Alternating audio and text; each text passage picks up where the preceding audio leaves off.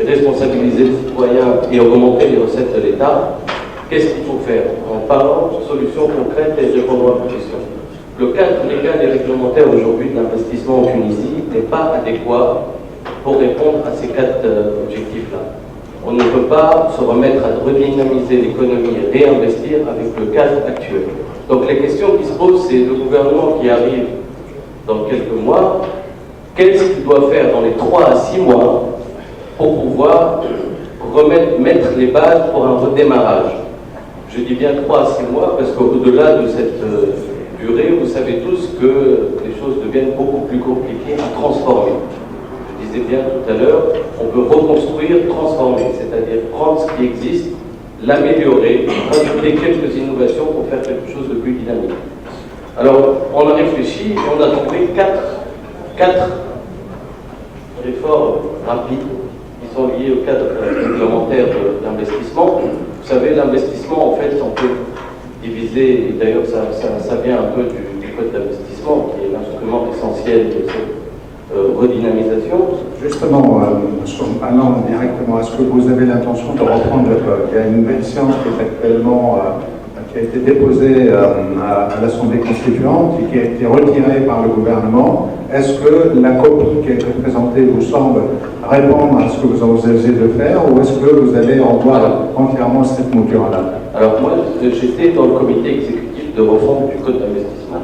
Donc j'ai travaillé pendant 2 ans sur le sujet et c'est ce qui m'a permis de comprendre beaucoup de choses concernant les rentes. Le projet actuel qui était à l'ANC a été retiré n'est pas satisfaisant. Toutefois, il a fait l'objet de travail de 2 ans. Donc, c'est la base que nous allons reprendre pour passer rapidement la réforme. Donc, le code, il y a quoi globalement? Il y a l'accès au marché, c'est-à-dire les autorisations. Il y a les incitations fiscales, c'est-à-dire les avantages fiscaux et financiers que l'État donne. Il y a les institutions, c'est-à-dire l'administration et les différents outils de l'État qui concernent l'investissement. Et on peut rajouter un 4e élément qui est le système financier, le système bancaire en particulier. Globalement, qu'est-ce qu'on propose de faire? Si j'ai le temps, je peux expliquer un peu plus, mais pour aller directement aux propositions. Sur la partie accès au marché, aujourd'hui, il y a 600 activités économiques, il y a à peu près 170 soumises à autorisation, il y a plus d'une centaine, aucune justification économique et qui sont liés plutôt à un système politique de contrôle et des clientélistes. On supprime d'un trait de crayon au moins 100 autorisations aujourd'hui. Évidemment, tout ça ne se fait pas au hasard, il y a l'administration qui participe, ça se fait de manière très réfléchie, comme l'administration sait le faire. Donc, on raye 100 autorisations. L'impact direct, c'est que beaucoup d'entre vous et d'autres investisseurs vont pouvoir aller investir directement sans passer des mois et des années, des fois, à essayer d'avoir les fameuses autorisations pour pouvoir créer de la richesse. Deuxième élément important, c'est les incitations fiscales. Aujourd'hui, dans notre pays, l'État a un manque à gagner de à peu près 2 milliards de dinars en incitations fiscales et financières. Et il collecte en impôt sur les sociétés, que vous payez tous, à peu près 450 millions de dinars si on élimine les banques, les hydrocarbures et les télécoms. Et donc, on donne 2 milliards, on collecte 450 millions. On passe de 1,5 milliard de dinars de différents.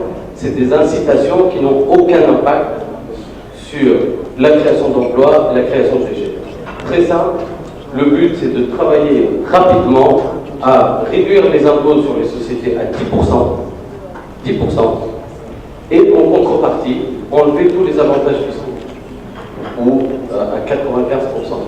C'est-à-dire que, au lieu que certains profitent de ces 1,5 milliard de dinars, quelques groupes de sociétés qui ont beaucoup d'avantages, on réduit l'impôt pour tout le monde et on enlève les avantages à tous. Ça permet trois résultats directs rapides.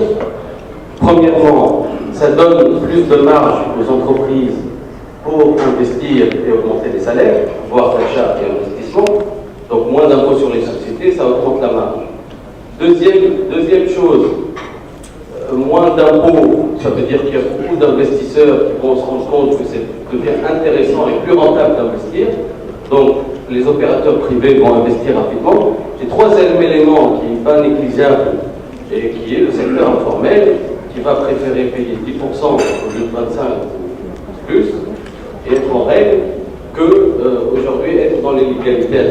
Bref, on ne va pas rentrer dans les détails, je peux discuter des heures là-dessus. Et quatrième, l'investissement public. Il y a 8000 projets en souffrance aujourd'hui sur le titre 2, 8000, je dis bien 8000. Il faut dynamiser déjà les 8000 en donnant de la capacité d'exécution à l'administration et ça a un impact direct sur les prestataires de l'État en termes de trésorerie, de recouvrement et de travail.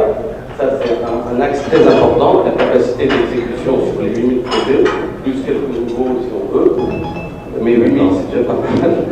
Et dernier élément, le système bancaire et financier, vous connaissez tous la problématique. Non, ça c'est le deuxième. On va prendre le deuxième.